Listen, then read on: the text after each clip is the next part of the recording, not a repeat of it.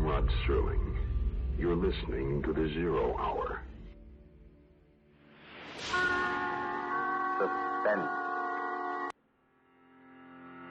I'm the Whistler.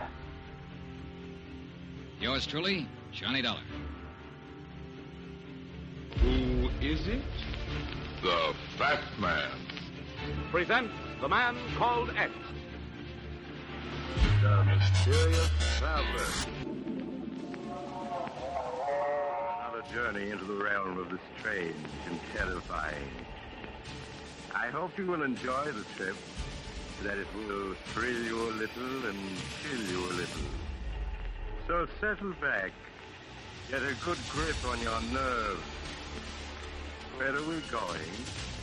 You'll find out when we get there.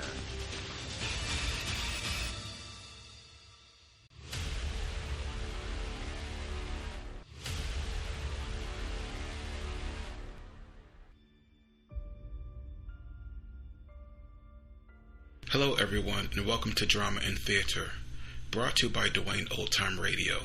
Drama and Theater features some of the best programs from the golden age of radio, including Escape, The Fat Man, Suspense, The Whistler, Zero Hour, Yours Truly, Johnny Dollar, and many, many more. Also, my podcasts are free of ads, so you can enjoy the programs commercial-free. If you would like to donate a few dollars to help me cover the cost of creating these weekly posts, you can donate to my channel. On the bottom of each post, there is a donation link in your preferred podcast player. Anything you donate is extremely helpful and appreciated. And now on to the drama, and thank you for your support as always. Hope you enjoy. This week we're going to continue the Heir Hunters on the Zero Hour. The Zero Hour hosted by Rod Serling. Last week we had chapters 1 and 2 of the Heir Hunters. This week we have chapters 3 through 5. Again, the Zero Hour is hard to find corroborating dates, but I'm going with the dates on Wikipedia. This 5-part series aired from November 12th, 1973 to November 16th, 1973. I'm Rod Serling. You're listening to The Zero Hour. Rest your eyes.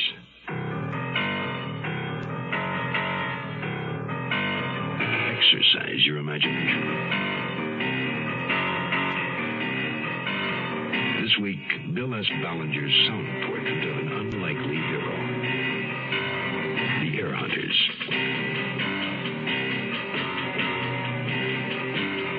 Starring Ken Berry. Joanne Worley.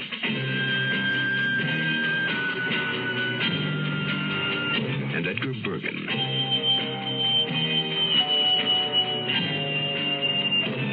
In Elliot Lewis's production of The Zero Hour.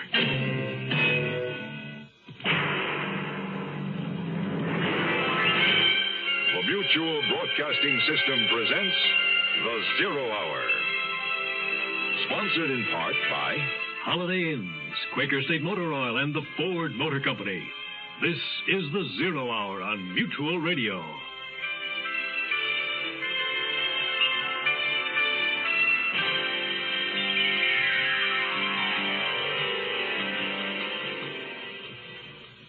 Dean Quinn, young Mr. Happy-Go-Lucky, frolicking his way through life in search of the missing heir to a fortune. He enlists the financial assistance of Clarence J. Walden, a professional heir hunter, in return for his services. The search leads Dean Quinn first to Seattle and a dead end, then to Chicago to an address listed in the old newspaper clipping, to the apartment house owned by Ignaz Pasek, and face-to-face with Pasek's young granddaughter, Stella. They meet again at Dean's hotel under an odd set of circumstances. Stella wants something. Out. Bus fare to California and a place to hide overnight. Dean wants no part of it, but he does want to find the missing heir. And what he finds is that now he's looking for one last link, the end of the family line, Helen Martin. He also finds himself half drowned in a swimming pool in Palm Springs, with a dead body floating in the deep end. To put it in Dean Quinn's own words, why me? The air hunters will continue after this word. The Marine Corps Reserves are looking for a few good men to help keep the peace. We're looking for men who understand that nobody likes to fight, but somebody has to know how. We want men who want to see their children grow up in an age of peace. Men who will do more than wish for it. Men who will work for it. Men who don't need the draft to know there's a job to be done. Men who ask themselves what they can do for their country and do it. We're looking for a few good men to stand with the Marine Corps Reserve. No shortcuts, no compromises, no promises except one. You'll be a Marine, and you'll be ready. That's the job of a peacekeeper.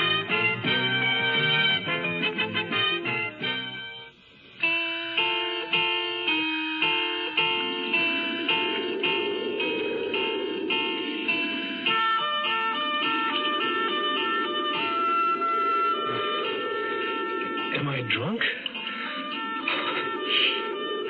I must be drunk. What happened here?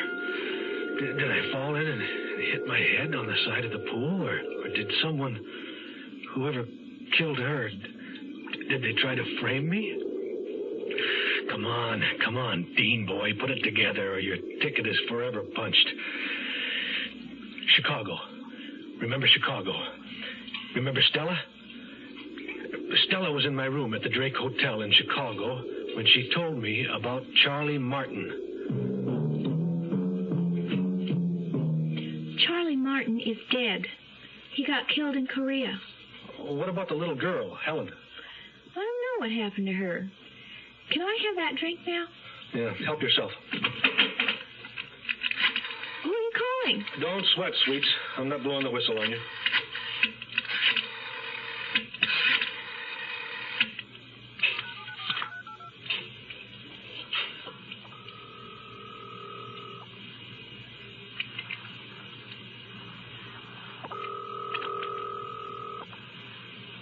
This is the voice of Clarence J. Walden, president of Clarence J. Walden and Associates Insurance Representatives, where we pride ourselves in paying our claims promptly.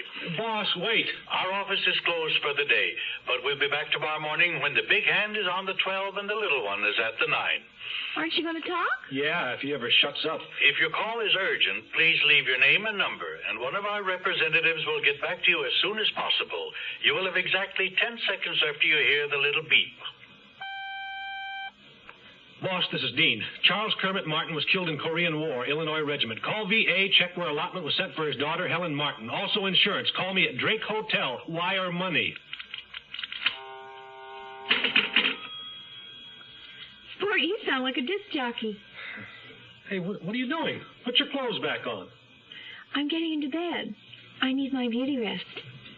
Well, yeah, I think I'll sack out on the couch here. Sweet dreams. I slept lousy that night. I kept waking up, hearing buzzing in my ears like I used to when pneumonia was coming on. A couple of times I thought I felt something warm cuddling up to me, but I couldn't tell for sure. Might have been just a vivid hallucination. In the morning, I had a brute of a headache. My skin was crawling, and I had a pretty good case of cottonmouth. Worst of all, I was in the bed. Stella was up and dressed. Stella, how did I get here? I mean, in the bed. I don't know. Did I get up and... I mean, we didn't... You kept kicking around saying you were cold. Well, I was. What time is it? 5 o'clock. I'm bored. 5 o'clock? You're going to fall out of bed if you keep jumping around. Oh, some guy called while you were sleeping.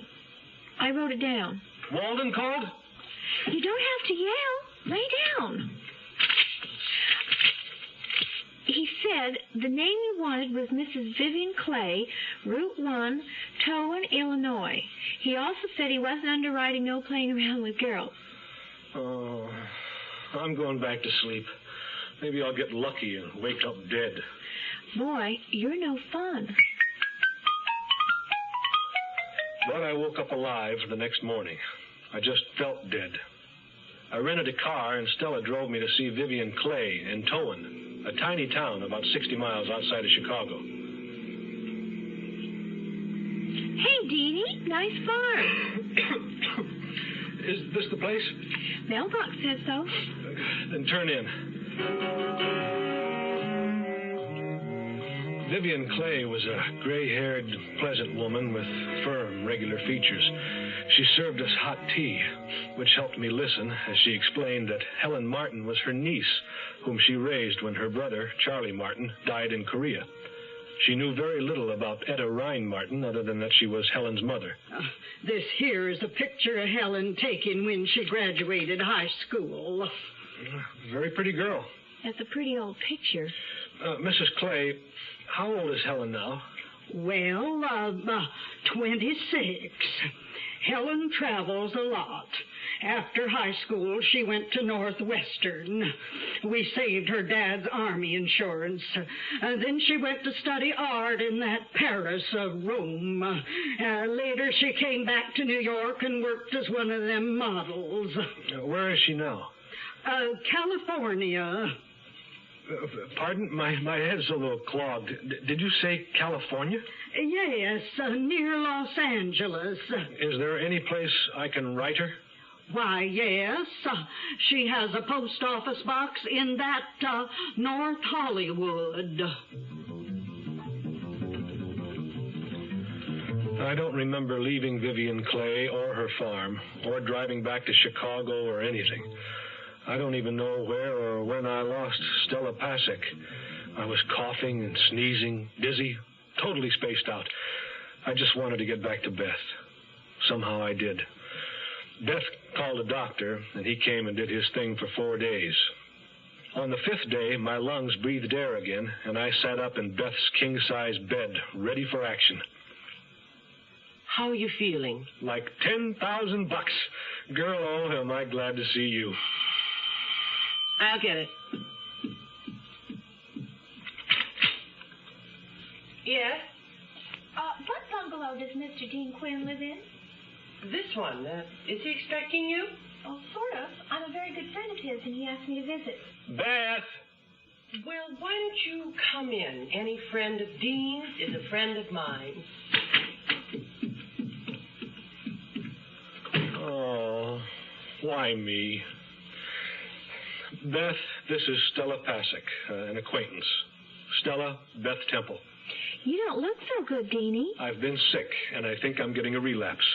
Lucky I didn't catch your cold when you insisted I stay with you in that crummy hotel. What crummy hotel? Beth, please.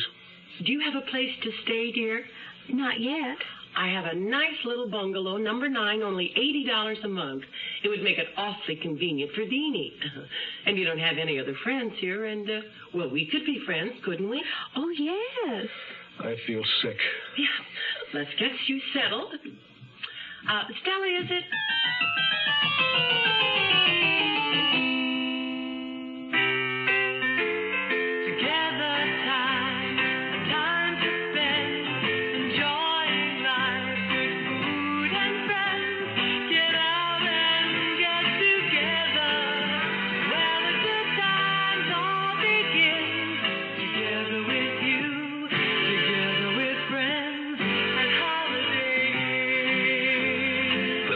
You're dining out.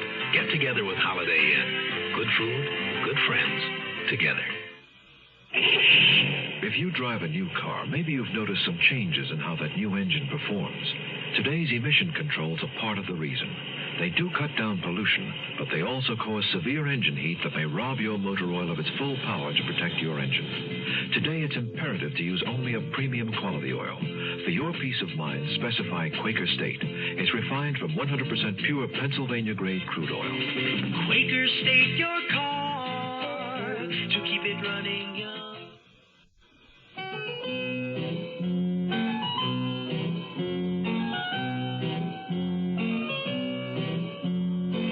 I can always tell when I'm not being appreciated, so I got up and left the El Cairo.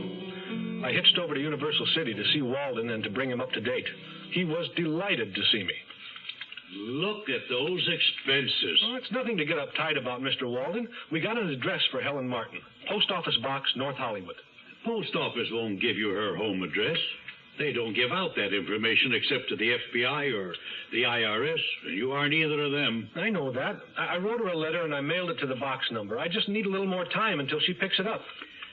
All right, Quinn. You better find Helen Martin soon. I'm in business to find fortunes, not spend them. That evening when I got back to the bungalow, things had nearly returned to normal. Beth mixed up vodka martinis and brought out an old shoebox full of photographs. There were a lot of her as a small girl and some of her mother, Josie, who really was a fox, like she said. There was only one of her father, a man you couldn't pick out in a small crowd if you'd seen him 100 times. But in the hodgepodge of snapshots was a picture of Edgar Rhine. He was in a photo with two other men, all of them grinning like idiots into the camera. From their clothes, I guessed it was taken around 1925. That one, with the sailor's jacket and derby. He's Edgar Rhine? That's him. Of course, when I saw him, he didn't look much like that. Yeah, 50 years in between can change a man. Who are the two guys with him? I don't know. On the back, somebody wrote Ed, Hack, and Tony. Well, Ed's obviously Edgar Rhine. Have you any idea who Hack and Tony are? Not the slightest. Where'd the picture come from?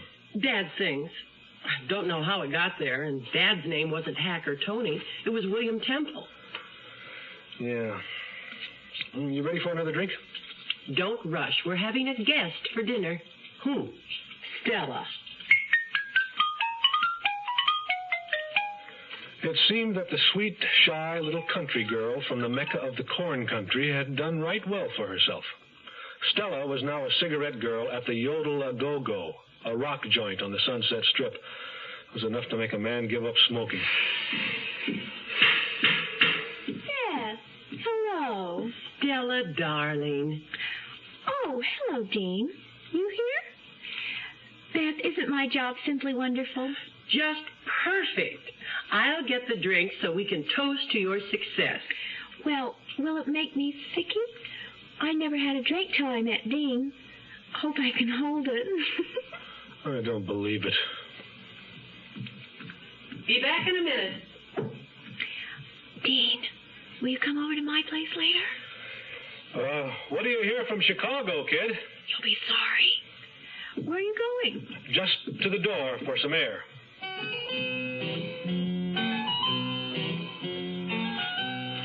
I could have written a letter to dear Abby that would have given her a mental block.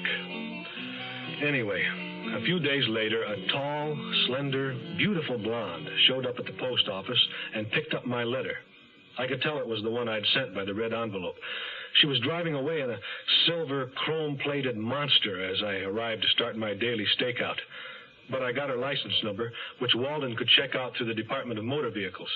This new development encouraged him enough to write to Cook County, Illinois, for a copy of Helen Martin's birth certificate to prove she was the legitimate heir of Edgar Rhine. I also convinced him that it was worth a gamble for me to go to San Francisco and see what the Maritime Union's main office had on Edgar Rhine. Not enough of a gamble, however, to buy me plane fare. Beth was kind enough to allow me the use of her car. Good old girl-o. At the Maritime Union, a nice old lady named Miss Morrissey told me she'd been working there ever since she got out of business college, which I figured was about the time somebody invented the typewriter. She went through a lot of dusty old cardboard files. Aha! Here it is. Is this what you want? Name, Edgar A. Rhine.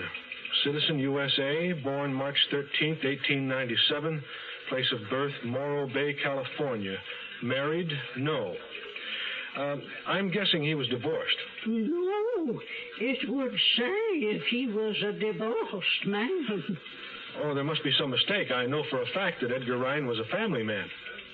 Who knows better, him or you?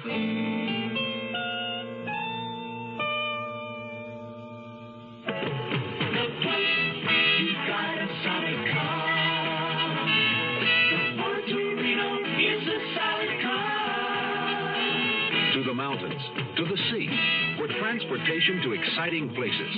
Look close. It's the solid Ford Torino for $74. This is the spirited mid-size car, restyled with a new front end, opera windows, and luxurious new interiors. So get in, slam the door, and go. This is the solid mid-size car that says excitement for $74. Look close, you got a solid car. The Ford Torino is a solid car.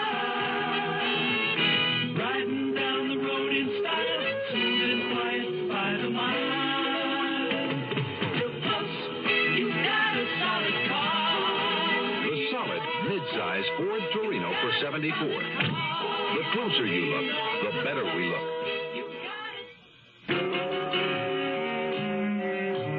Miss Morrissey's information, the bottom fell out again. If old Edgar Rhine had never married, he couldn't have any direct heirs. Now, this had come up before, so I brushed it off and kept looking for Helen Martin. There had to be a connection. There were just too many unexplained coincidences otherwise. After I left the union office, I went over to the Daily Tribune. I placed a classified ad under personals. It read, Edgar A. Rhine, reward. Anyone having known him, write to Mr. Dean Quinn, care of Clarence J. Walden and Associates, Universal City, California. I drove like crazy to get back to L.A., but I had to lay over in Santa Maria, thanks to a bad cheeseburger. When I finally cruised Walden, he had all the poop on the silver monster I'd seen at the post office. It was registered to Florentia Monti, Acacia Drive, Brentwood. I didn't waste any time getting there. A butler, sporting a bit of a belly and a broken nose, informed me that no Helen Martin was there, ever had been, or was ever expected to be. But after some diplomatic negotiation on my part, he agreed to escort me to see Miss Monty, who did indeed live there, and at that point in time was sunning herself out by the swimming pool. It was the same blonde, all right. She was stretched out on the diving board, wearing a sliver of a bikini, tanning herself, head cradled in her arms. I couldn't see her face. Without moving her head, she said, What do you want? Are you Helen Martin? No. You are Florentia Monti? Zia, please. You know Helen Martin? Yes. I know her, but I don't like to feel responsible for her. I keep a post office box in the valley for my own personal use. With a house full of servants, one has very little privacy. Yeah, I know what you mean. Every letter that comes, all my own special little secrets. Anyway, I gave Helen permission to use my post office box. Don't you forward her mail? Yes, certainly, whenever she writes to tell me where she is. I haven't heard from her in over a year. Last time, where from? Hong Kong, I think, or some such place. She travels, buys, imports clothes. How long have you known Helen Martin? Oh, years. 6, perhaps, or 7. I met her when she was studying in Paris. My family keeps a place there, although they live in Rome. And you met again here in California? Something like that. We've kept in touch. Do you have Helen's last forwarding address? Someplace around. I'll have to look for it. If I find it, I'll let you know. Yeah, do that. I'll leave my card. I'll write down another number where I can be reached. Oh, you are an insurance man? I didn't know that. Yeah. Claims paid promptly, it says right there. I hope I'll be hearing from you, Miss Monty. Zia. See ya, Zia.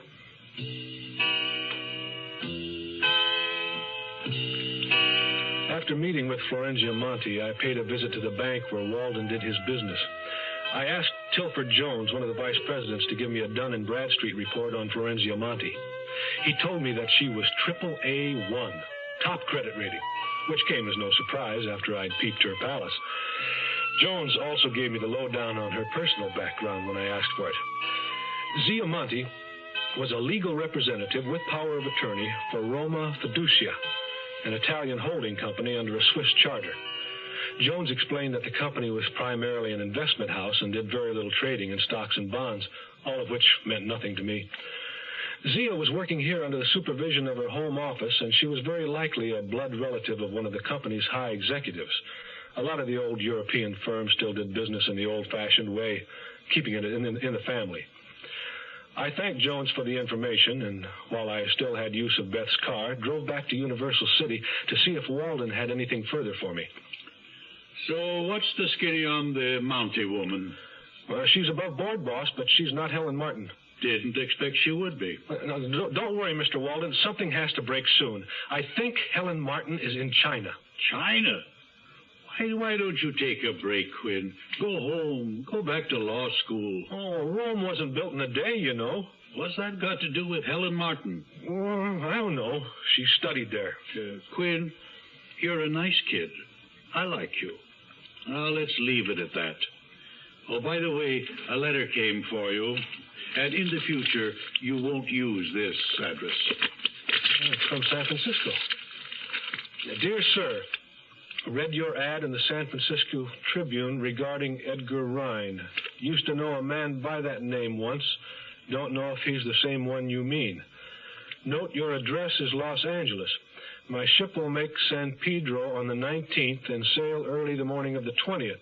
You can look me up while I am there. Yours truly, Albert Kress, Second Officer, S.S. McAllister. The 19th? Well, that's today. Finally, your dumbness will kill you if you're not careful, because you'll go charging off one last time into someone with a cannon in his fist who's waiting just for you. Had I but known.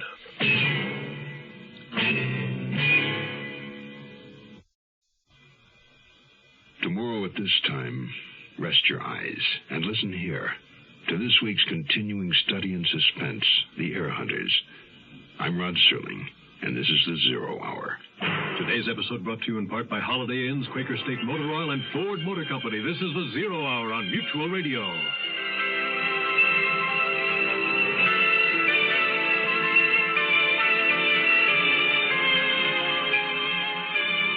You have been listening to The Zero Hour, a presentation of the Mutual Broadcasting System in association with Hollywood Radio Theater. Heard every weekday at this time. Rod Serling is your host. Zero Hour is produced and directed by Elliott Lewis. The Hollywood Radio Theater theme was played by Ferranti and Teicher and is now available on United Artists Records and Tapes. Hugh Douglas speaking. Tune in tomorrow, and once again, rest your eyes and listen here to The Zero Hour.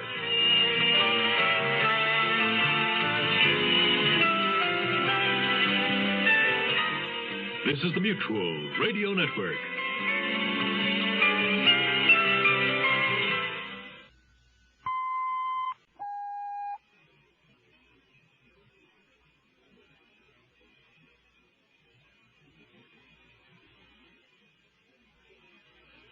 I'm Rod Serling. You're listening to The Zero Hour. Rest your eyes.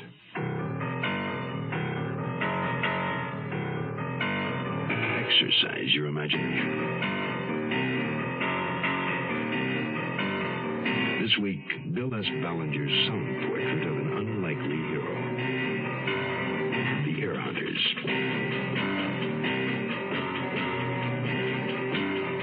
Starring Ken Berry, Joanne Worley,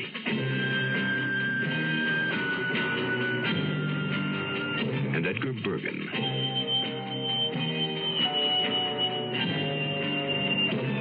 In Elliott Lewis's production of The Zero Hour.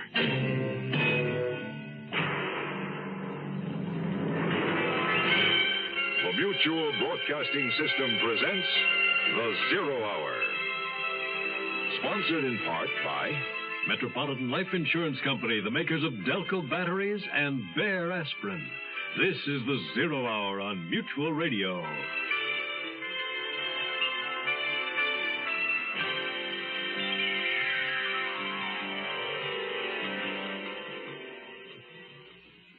Dean Quinn has been trying to locate Helen Martin, missing heiress to a hidden fortune. He's been fishing for clues, but to this point has caught only a good case of pneumonia. He meets Virginia Clay, Helen Martin's aunt. who sends him back to California into a post office box. Dean Quinn back in California, back to his girl, Beth Temple, and into the fire, brought upon by the arrival of the irrepressible Stella Pasek from Chicago. But it's the business of air hunting that Dean Quinn has chosen, so he follows the trail north to San Francisco, then back to Los Angeles, to the mansion of the young and beautiful, mysterious Florenzia Monti, but still not a trace of Helen Martin. He has no idea where or even who she is, nor for that matter does he know exactly how he got to where he is, in a swimming pool, half-drowned and bleeding, and not alone. His company is dead, murdered. Dean Quinn wants to know, in a word, why. The Air Hunters resumes after this message. Hi, this is Buddy Merrill from the Lawrence Welk Band, and I'd just like to say, if you're a veteran just returning to civilian life, the Veterans Administration urges you to take advantage of your rights under the GI Bill. If you need additional education, you may have as much as 36 months of schooling coming to you. If you haven't finished high school, you may do so and still have your full GI school time coming to you for college or other education. You get paid every month while you work toward your diploma. So, why not get on with that GI schooling? Don't let the opportunities that could be yours pass you by because you aren't prepared. Don't let the rights you earn while in uniform go unused. This is Buddy Merrill saying, get full information from VA. Get started in school under the GI Bill and follow the road to success that millions of veterans have taken.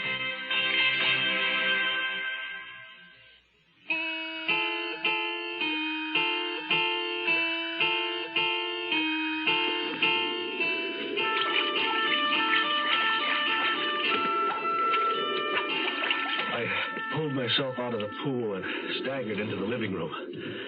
It was a mess, a disaster area. It looked worse than my head felt. Whoever had bopped me and killed her. Come on, boyo. Remember it all or they'll get you for sure. Water. The harbor. Water. What am I thinking of? The McAllister. I went to the pier to talk to Albert Kress about Edgar Rhine. Sure, I knew Edgar Rhine. Often wondered what happened to him. Last saw him maybe 15 years ago. He was second engineer aboard the Sulu Seas, a tanker older than Noah's Ark.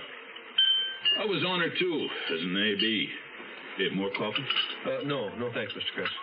Well, we picked up a cargo of crude in the Persian Gulf, sailed up to the Red Sea to the Med, and played over in Istanbul a couple of days, and sailed back to the States. We got held up at customs when we berthed in Jersey. Ship was swarming with treasury men. They'd been tipped off that we'd picked up some junk in Turkey. Point I'm making, Ryan left a ship there in Jersey.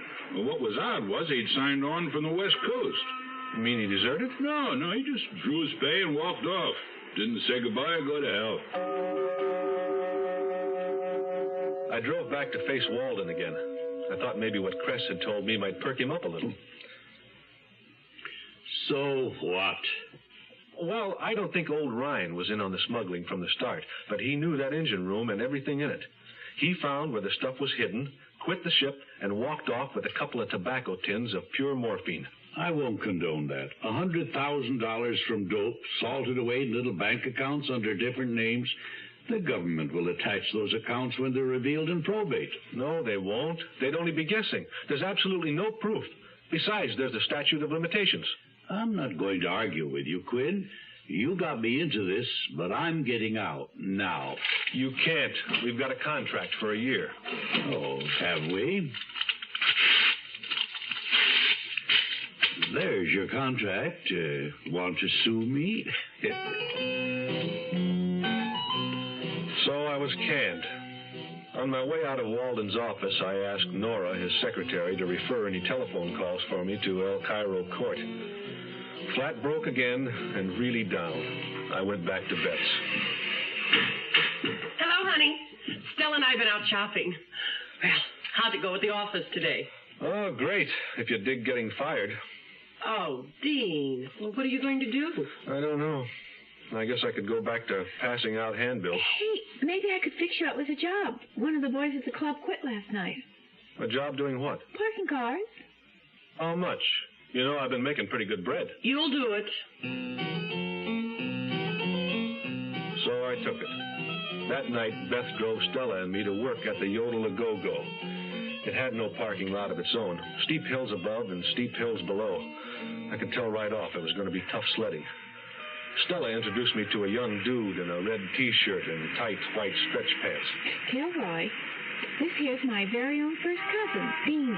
Stella, I don't think that's... He needs a job real bad, and right away I thought of you, Kilroy. You thought about me? Yeah, he's an awful good driver, and I think you were just so sweet. You know what I mean? How could Kilroy say no? He couldn't say anything at all with his eyes popping out, watching Stella slink into the club. Then the suckers began arriving, and we, the real suckers, started parking cars.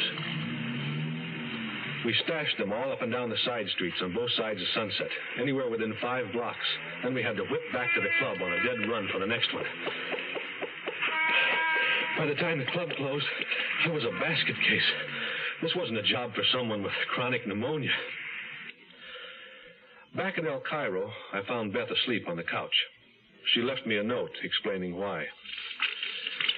Dear Chaser, a girl named Nora called to leave a message for you that another girl named Zia wants you to call her in the morning. I think you should know that this is not an answering service, and you might think about looking for new pastures to graze in. Let sleeping giants lie. Beth. I met Zia for lunch at the Barrier Reef, a little restaurant on the beach near Malibu. Seems she was interested in buying a paid-up insurance annuity. Could you sell me one? Sure, I guess so. How large an annuity? Oh, 250,000. 250,000? I want one that will pay me, say, $10,000 a year for the rest of my life. Yes. Sure, of course. Well, I'll work out the details.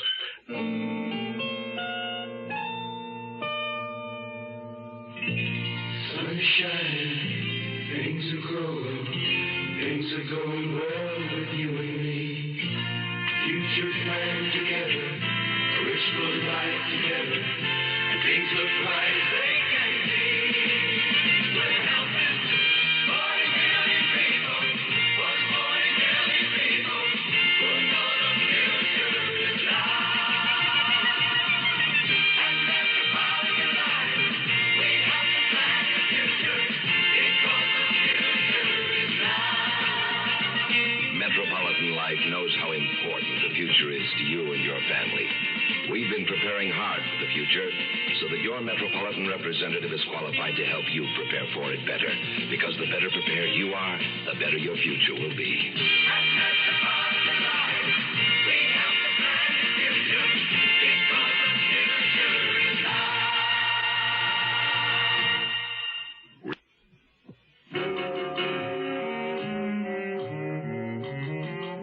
I didn't tell Zia I wasn't working for Walden any longer because, knowing Walden, I knew he wouldn't turn down the kind of business I had in my pocket. My commission would be somewhere around $7,500, exclusive of what Walden made for overriding it. I swaggered into his office and we drew up another contract. 3 days later, I called Zia at home. I must talk to you about the project again. What, you haven't changed your mind? I don't want to discuss it over the phone. If you could meet me this afternoon, why not drive with me to Palm Springs? We can talk on the way.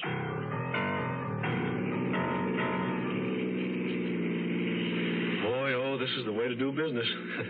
I've never been out this way before. About that annuity, Dean, I want it in the name of Constance Niles. I thought it was for you. Of course it's for me.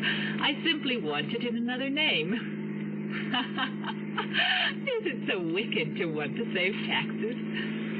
No, but I doubt the insurance company will issue to a false name. And Internal Revenue has laws, too. All right. But I think I can convince you. If not, perhaps I'll have to cancel the policy. Just checking out the way Zia was built, I didn't need much coaxing. The hideaway was several miles outside of Palm Springs. A sprawling desert adobe, the same color as the sand surrounding it. The place was closed up. No servants were there or anybody. The small cottage, as she called it, was actually a vast ranch house, complete with air conditioning. Zia opened a bottle of champagne and another of brandy and mixed French 75s. We sat on the patio beside the swimming pool, watching the mysterious blue desert night come down. The moon was a huge incandescent globe that pulverized the heavens with powdered light. The whole scene was totally surreal. I couldn't believe what was happening. Boy, oh, she was really some tomato. By the time we left Palm Springs for Los Angeles the next day, Zia had me convinced. Convinced that if I didn't change the name on the annuity to Constance Niles, I'd lose the sale and never see her again. And I didn't intend to do either.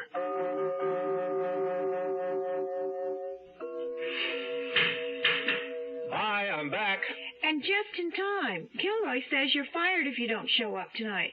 And after all the humiliation I had to go through to get you the job. I know, dear. Hey, since when have you ladies decided to run my life for me? From now on, I am running my own. I'll pack my stuff and get out. Where are you going? The Century Plaza? And how much money you got? He doesn't have $10. And he'll spend that out chasing girls. It's a good thing he's got you, Beth, to keep an eye on him. Dean, why don't you move back into number 9? Stella can move in with me. Oh, please. Knock it off. So I moved into number 9, and Stella started camping with Beth. Until my insurance commission came through, I still needed the tips from the parking lot. There was a lousy band playing that night, and business was slow, so I didn't make much money, but at least I kept most of my sweat inside my body. Stella got a ride from that same guy as last time, but in a different car. A shiny new domestic model, about a half a block long, and Kilroy was plenty teed off. Hey, Dee, looky here. I guess I fixed that creep. Took it right out of his glove compartment. Kilroy, that's a gun. Yeah, real pretty, ain't it? Yaffee Kush don't go in for those cheap stuff. Yaffee Kush? Yeah, the jerk driving Stella home big time. Big shot. Syndicate. This has got to be worth at least $50. Are you out of your mind? You stole a gun from him? He'll come back looking for it. Nah, he's got plenty more. Hey, Dean, be on time tomorrow now, will you? Hey, Kilroy, look at that broad. Where? Over there, across the street. I don't see no broad. Oh, you missed her. She's gone now. Well, see you tomorrow. Yeah.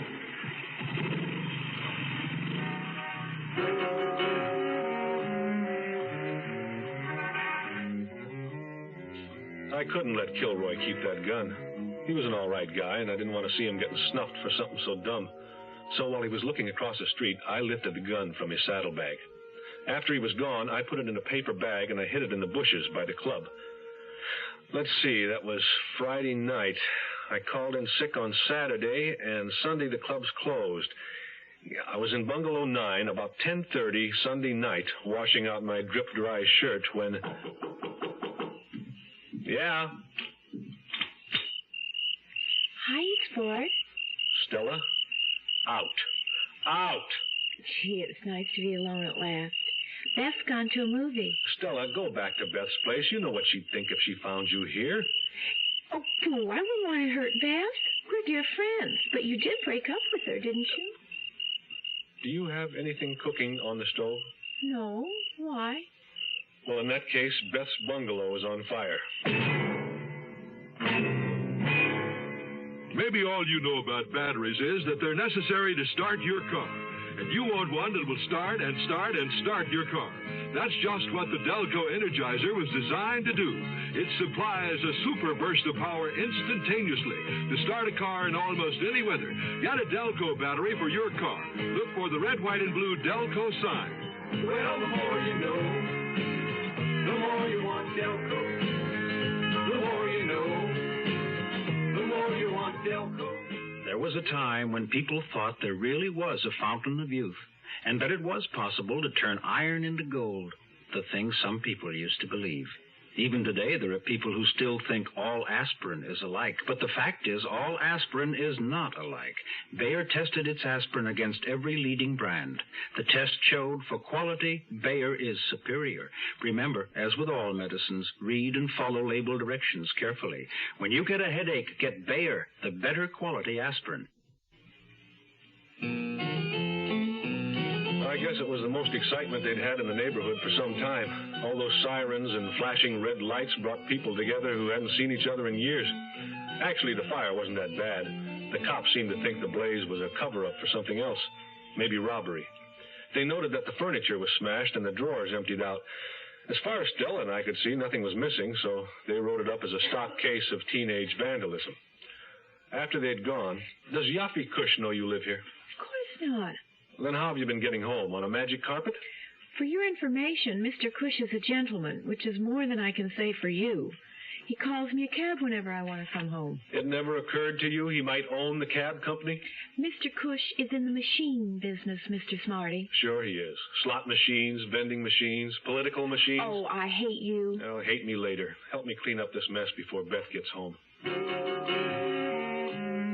I didn't come right out and say to Stella that I thought Yaffy Cush had been there looking for his missing gun and tried to burn the place down when he couldn't find it. The next day, I went to see Walden about any late developments in the Florenzia Monte, Constance Niles deal. Ah, Quinn, come in. Back to the old drawing board, I see. I just can't seem to give it up or beat the damn thing. You ever consider cheating? There's a letter for you. It's from Chicago. It's a photostat of Etta Rhines and Charlie Martin's marriage license. Still plugging away, eh, Quinn? Another bummer. Etta Rhines' father was Henry Rhine.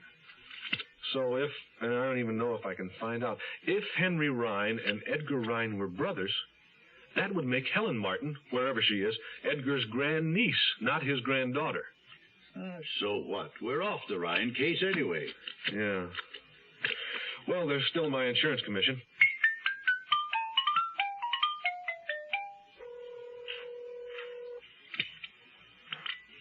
Hello? Zia, it's Mia. Clean Dean. It's all set. Wonderful. I'll be out by Palm Springs tomorrow. What do you say we meet at the Hideaway? 8 o'clock? We'll have a private little party in honor of the event. Boy, that sounds terrific. I'll bring the papers. I'll bring the money. $250,000 in cash. Cash? What's wrong with a cashier's check? It'll be safe. I'll keep it under lock and key in my cosmetics box in the trunk of the car. Besides, a cashier's check would involve a bank, and I don't see where it's any of their business. Do you? Oh, well, no, I guess you're right. See you at 8. Bye now.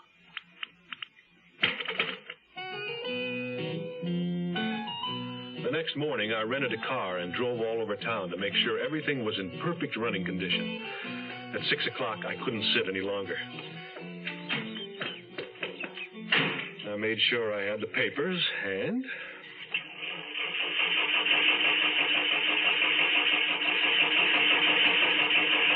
Oh, no. No, why now? Why me? Won't it start? No. Well, what are you going to do? I don't know. I can't kill myself without fumes. You can use my car. I won't need it tonight. Oh, girl, you'd do that for me? I was almost to the freeway when I thought of something. Bringing all that cash back with me could be dangerous. So I turned up Wilcox and headed towards Sunset in the Strip. Kilroy wasn't there yet, so nobody recognized me when I went looking in the bushes. I found the paper bag with Yappy's gun, then headed out for Palm Springs. A bit late, but on my way. I thought I could make up some lost time out on the open road, but I made a wrong turn, and I was halfway to Indio before a gas station attendant straightened me out. It was almost 9:30 when I made the turn onto the long dirt road. I threaded my set of wheels into the 5-car garage attached to the house. The garage was empty except for the stodgy, square, conservative coupe she had driven down in. I parked beside it and got out. As I walked past the car, I remembered the cosmetics case locked in the trunk. Pretty baby. $250,000. I'll take real good care of you.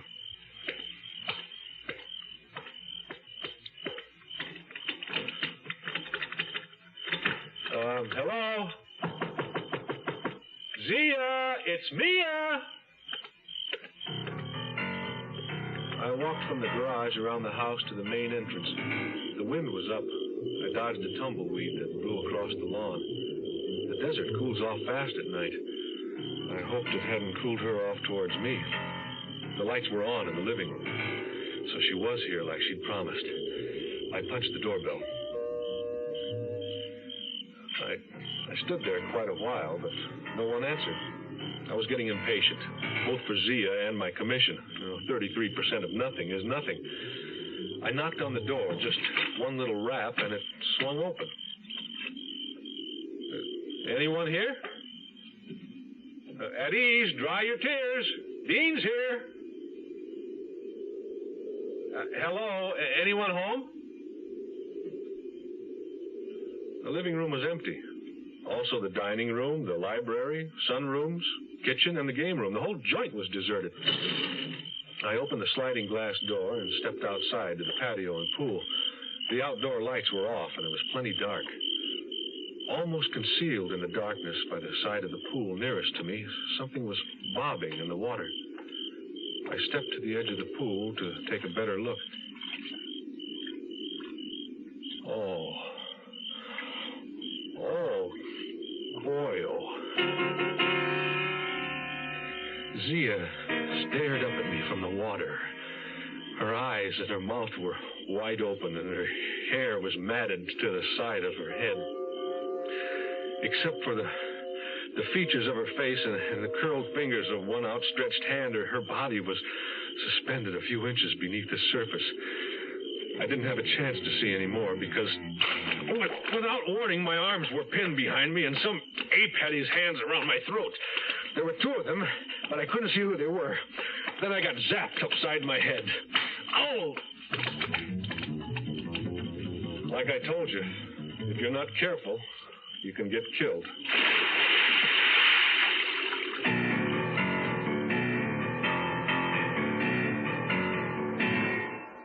You are listening to Mutual's presentation of The Zero Hour. Tomorrow at this time, rest your eyes and listen here to this week's continuing study in suspense, The Air Hunters. I'm Rod Serling, and this is The Zero Hour. Today's episode brought to you in part by Metropolitan Life Insurance, Delco Batteries, and Bear Aspirin. This is The Zero Hour on Mutual Radio.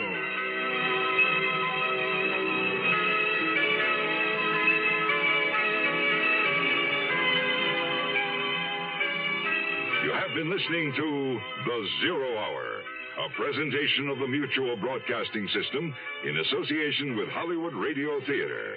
Heard every weekday at this time. Rod Serling is your host.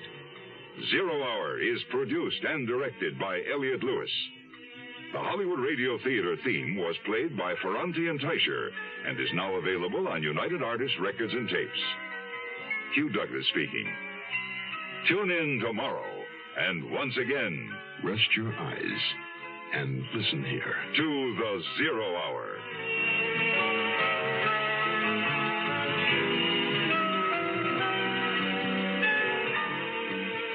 This is the Mutual Radio Network.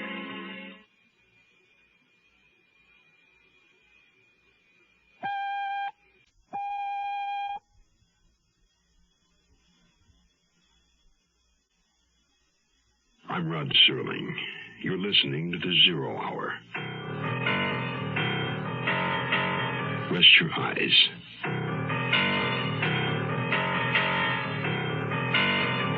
Exercise your imagination. This week, Bill S. Ballinger's sound portrait of an unlikely hero. The Air Hunters.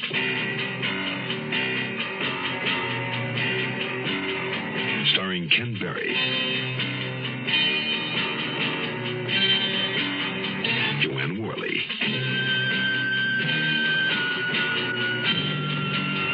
And Edgar Bergen.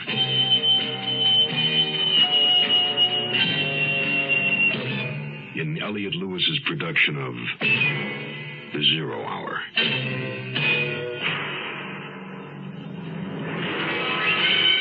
The Mutual Broadcasting System presents The Zero Hour. Sponsored in part by State Farm Insurance, Holiday Inns, and the makers of V8 Juice. This is The Zero Hour on Mutual Radio.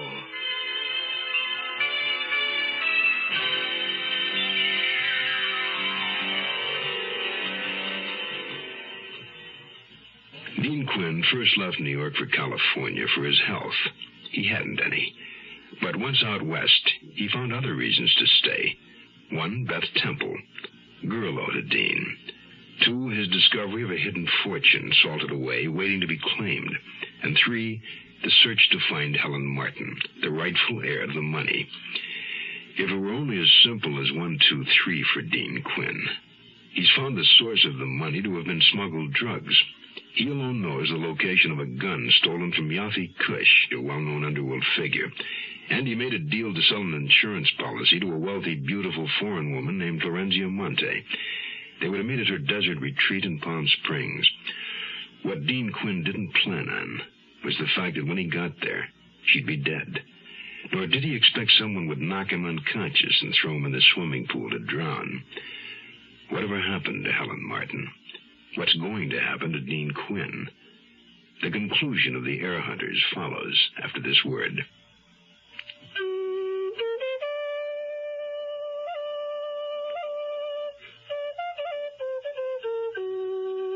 There was a time when the rivers, the earth, and the sky of America were pure. A time when the only American was the Indian.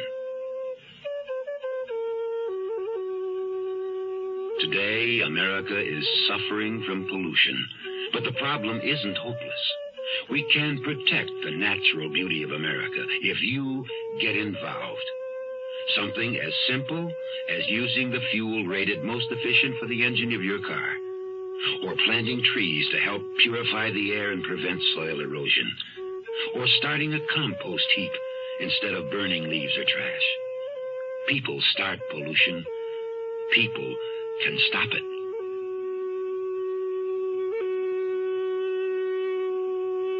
This message has been brought to you on behalf of Keep America Beautiful and this station.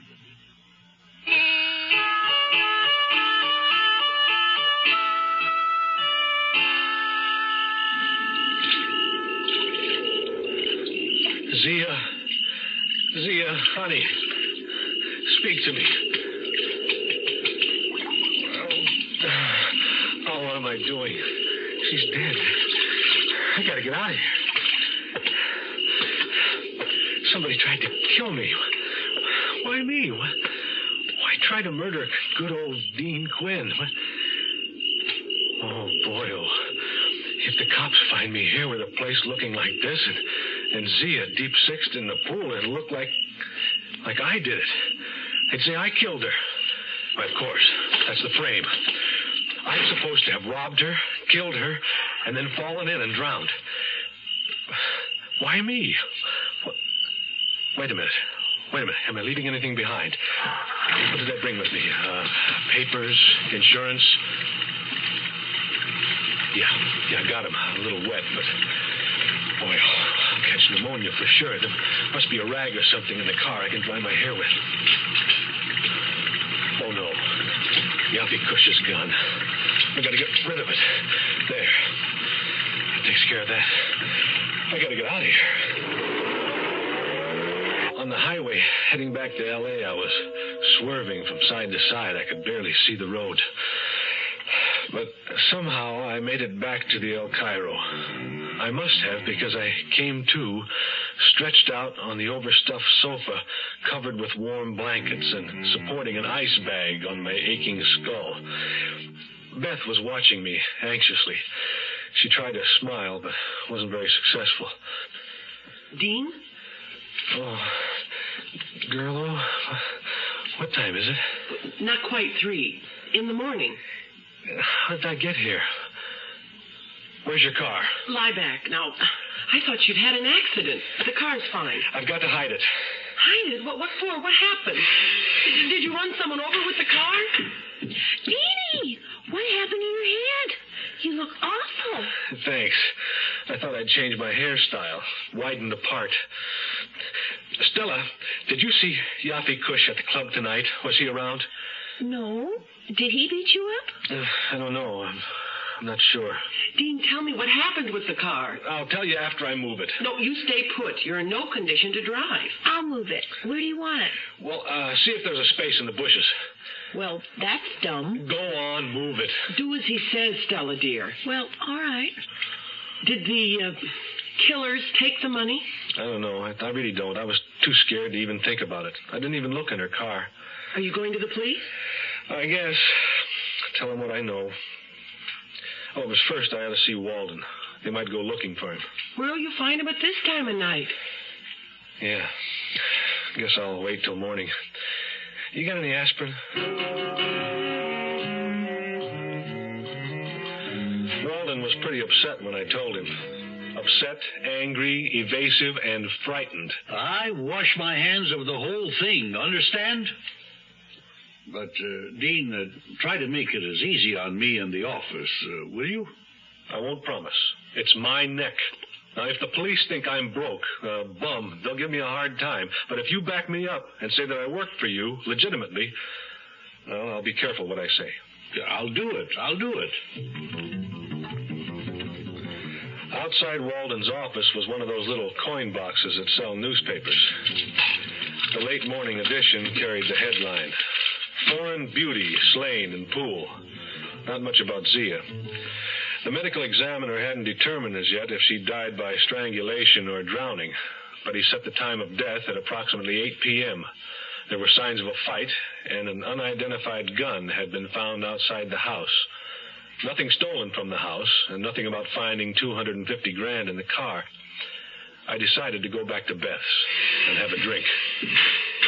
Hold it. He just walked in. Dean, you're wanted on the phone. Oh, great timing. Hello, this is Quinn.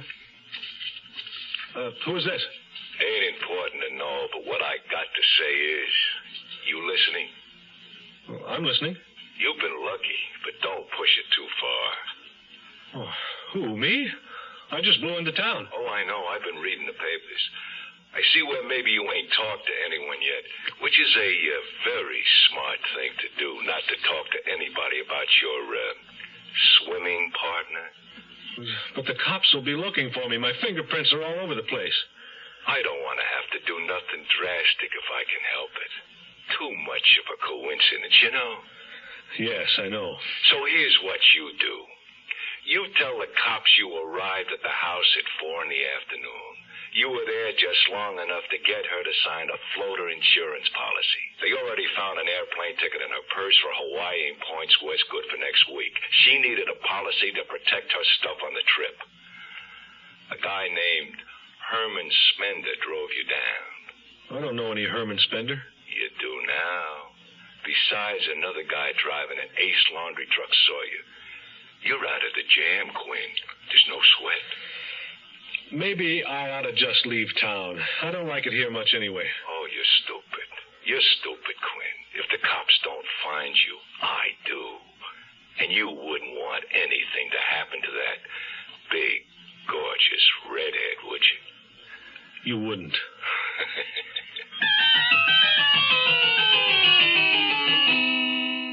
We're number one. We're the largest company, and you don't get to be the largest company unless you're doing a little extra for people. Agent Bill Rich of Logan, Utah, explains why State Farm Mutual is the world's largest car insurer. This is what the consumer feels, and you know that if a consumer feels State Farm is number one, it's got to be on two things, service and price. if you're not competitive in both of these areas and do the job, the customer is not going to rate them where they have. We're number one. We only got there because we were most competitive, or as competitive as anyone, and because we're there to serve. Service and price. That's what car insurance value is all about. And there are two good reasons to see your nearby State Farm agent now. Like a good neighbor, State Farm is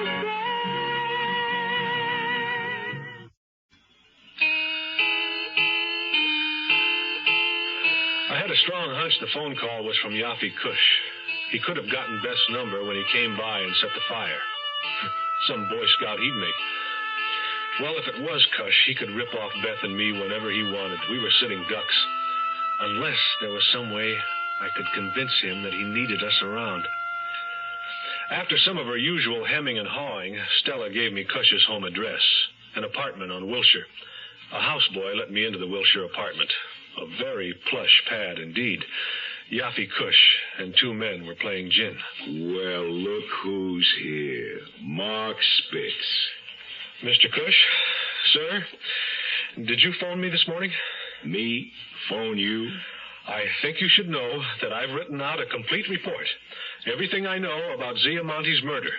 A person you don't know will turn it over to the sheriff if anything happens to me or Beth Temple. Why, you telling me it's none of my business. Hey, you know, I got a hunch, though. You keep your nose clean, nothing's going to happen to you or your girlfriend. Say, do you play bridge? Sometimes. I'm not very good. Hey, you guys, we got a fourth for bridge. Quinn, meet Herman Spender. He's the one with the red face. The other one is Frankie Amador. He owns Ace Laundry Company. Sit down. I'd really like to stay, but I shouldn't be here after 8 o'clock. Someone who knows where I am might start wondering. Are you bluffing? Yeah, maybe not. All right, Quinn. Beat it. I don't want to see your mug in here again.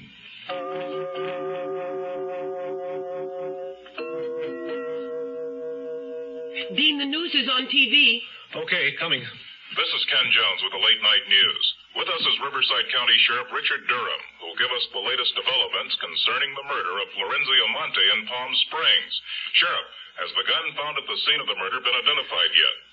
Not yet, Ken, but we've had several other important news breaks. We located a safety deposit box in Palm Springs under Miss Monte's name and got a court order to open it. Inside it, we found 3 United States passports in the names of Ramona Randa, Constance Niles, and Helen Martin. Helen Martin. I knew it. But none for Florenzio Monte? No. We have determined that 2 of them were forgeries. The Helen Martin passport is authentic. Is it your theory, Sheriff, that Florenzio was using these other names as an alias? You better believe she was. Well, we can't prove it yet. However, we also found 2 paid-up annuities, each for $250,000. One is made out to Helen Martin, the other to Ramona Randa. And none for Constance Niles? I've got that one, and you're not getting it. No. Please, Dean, I can't hear. We haven't found an annuity for Constance Niles yet. But we want to know more about Miss Monte. She was in this country on an Italian passport, supposedly on business.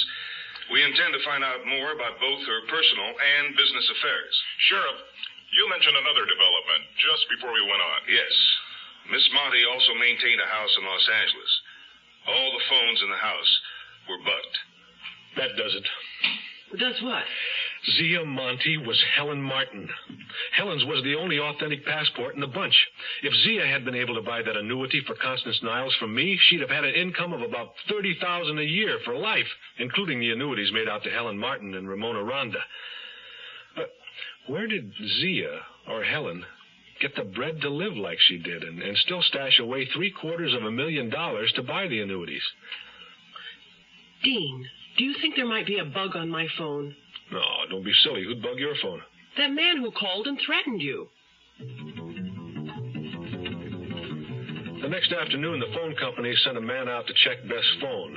No taps, of course. It was clean. I watched the repairman dial the automatic ringback number to show the line was working again.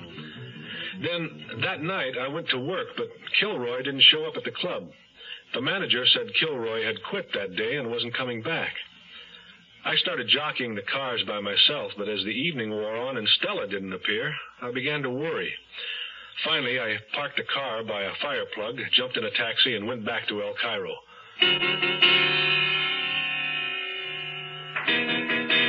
I looked around, trying to spot Yaffe's car on the street.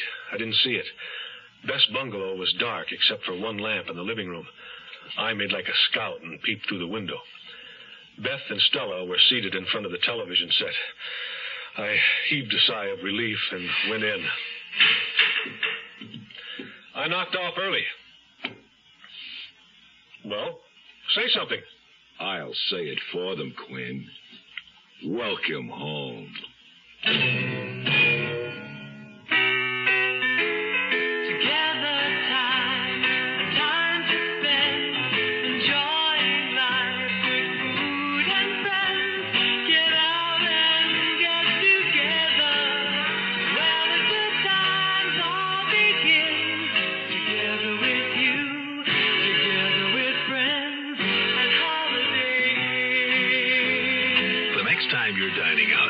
Together with Holiday Inn. Good food, good friends, together. Hey, what you got there? It looks like tomato juice. It's V8. What you got there? It's V8. Looks like tomato juice. It's V8. Try it. Wow, it sure doesn't taste like tomato juice. Mm-hmm. It tastes like V8. A great natural blend of 8 garden vegetables. V8 cocktail vegetable juice. V8. I knew it wouldn't be long before Yaffe and one of his gorillas came by. Spender, the guy with the red face, had to be the ugliest guy of all time, but I wasn't about to inform him of that fact. Yaffe Kush was no beauty himself, but at least you wouldn't expect to see him swinging through trees on a vine. Good to see you, Quinn. It's good to see you, too, Mr. Kush. Well, it looks like you've got your 4 for bridge. I guess I'll be moving along. Spender. Oh, wow. Darling, you're hurt.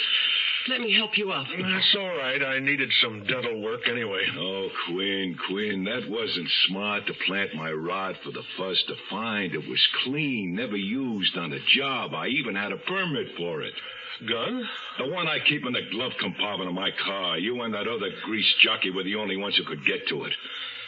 I seen him this afternoon. He sang a whole opera. Why did you try to frame me for that Monty broad? Who, me? It was a mistake, Queen, a big mistake. Spender? You and that Monty floozy, both a couple of double-crossing thieves. You had it coming. Right, Spender? Stop that! Let me go! Oh, relax, lady. Why are you looking at your watch, Quinn? You ain't going no place ever again. Well, in that case, I better call Sheriff Durham and tell him not to bother to call me at midnight like I told him to. Hey, put that phone down. Spender! Stop it this instant! Lady, you gotta learn to relax. Hang up the phone, Spender. Quinn. Oh, Quinn, I'm afraid that was your last mistake. Sheriff, Yaffe Kush is here. Got a gun.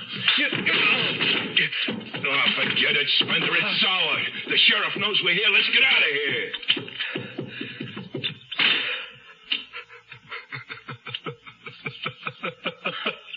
Well, it's not funny. Durham never called. I dialed a 4-number code. When I hung up, the phone automatically rings back. See? I saw the repairman do it this morning.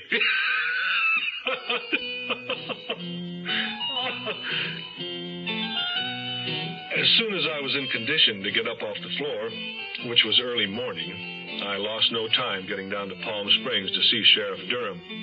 I told him all I knew, really leveled. Well, we just got confirmation on your alibi from the gas station attendant in Indio. And don't forget, I drove out to the club to get Cush's gun, which took me about another half hour. It was nearly 9:30 when I got to see his place. What you've told me, Quinn, should clear you, and it fits in with what we've already pieced together. Helen Martin, a.k.a. Ziamonte. She was a courier for the mob. Really? A sweet little girl like that? Right. She met those syndicate characters in Europe when she was going to school there. They set her up as a front to invest black money. Illegal funds. Got her papers in Rome as Florenzia Monte to represent their investment company over here. All supposedly legit. So the government couldn't trace the money, where it came from. They bugged her phones because they didn't trust her? They don't trust anyone. Florenzia Monte got the idea to do some skimming, disappear with her own annuities. When the big bosses found out, Yaffe Kush got his orders to stop her. And he did. But don't worry about him. That's been taken care of. Boy, that's the best news I've heard in a long time. On my way back from Palm Springs, I stopped in at Walden's office to let him know everything worked out, and he was off the hook. So you see, Mr. Walden, Florenzia Monte was Helen Martin. She blew the whole thing because she was the missing heiress all along. She just got hung up in her own greed.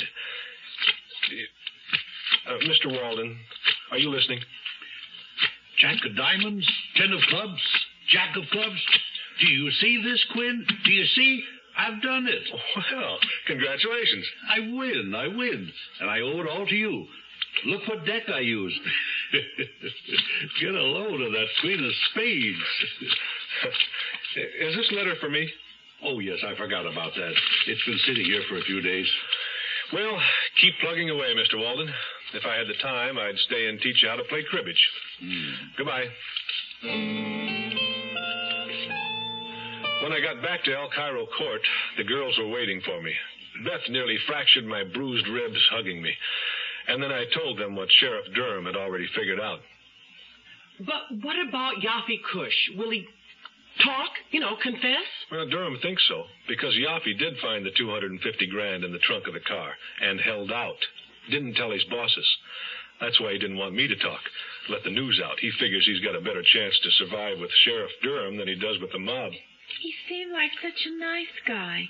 And such a gorgeous car. Well, I suppose you'll be going back to New York. Yeah, me too. I'm tired of selling cigarettes. I'm going to be a social worker. Oh, and wreck what's left of the Big Apple? Well, Stella, you can have it. I don't really want to be a lawyer anyway. What will you do? Oh, I don't know, girl. I thought maybe I'd go into apartment management. Oh, Dean, how romantic. We can scratch out a living some way. Beth, you're the only girl for me. Ow, you're hurting me. What's this? This envelope in your pocket. It was sticking me. This? Oh, I completely forgot about it. Yeah, it's postmarked Morro Bay.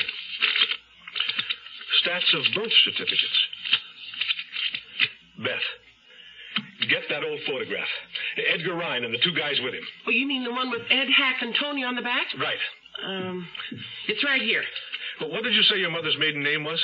Tully. Josephine Tully. Why?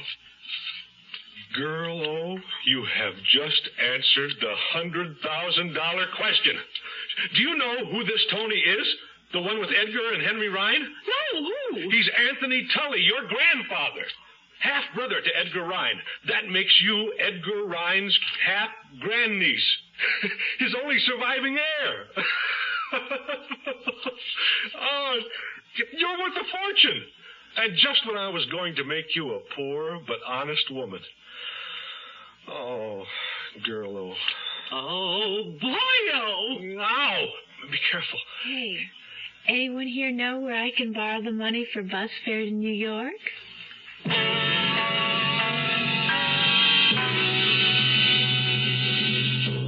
You are listening to Mutual's presentation of The Zero Hour. That concludes this week's production of The Zero Hour. Bill S. Ballinger's The Air Hunters. Next week, we'll begin another exciting dramatization of a tale of mystery and suspense. We'll tell our story in 5 days, at the same time Monday through Friday. So on Monday, rest your eyes and listen here to The Zero Hour. Today's episode brought to you in part by State Farm Insurance, Holiday Inns, and V8 Juice. This is the Zero Hour on Mutual Radio.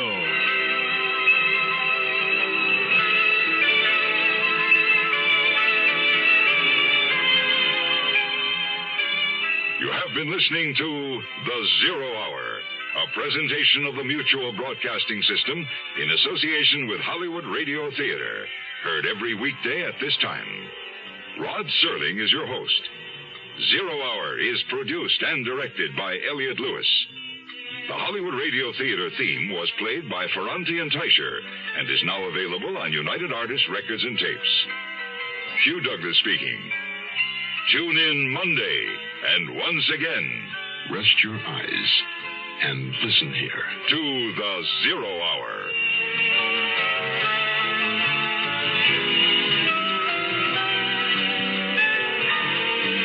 This is the Mutual Radio Network.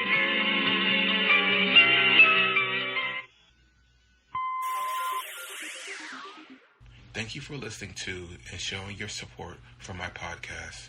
If you would like to receive notifications of when new episodes are posted, please subscribe to my channel. Subscriptions are 100% free, and they really help me get an idea of how I'm doing. Well, hope you enjoyed, and until next time, stay safe, wish you well, and as always, peace.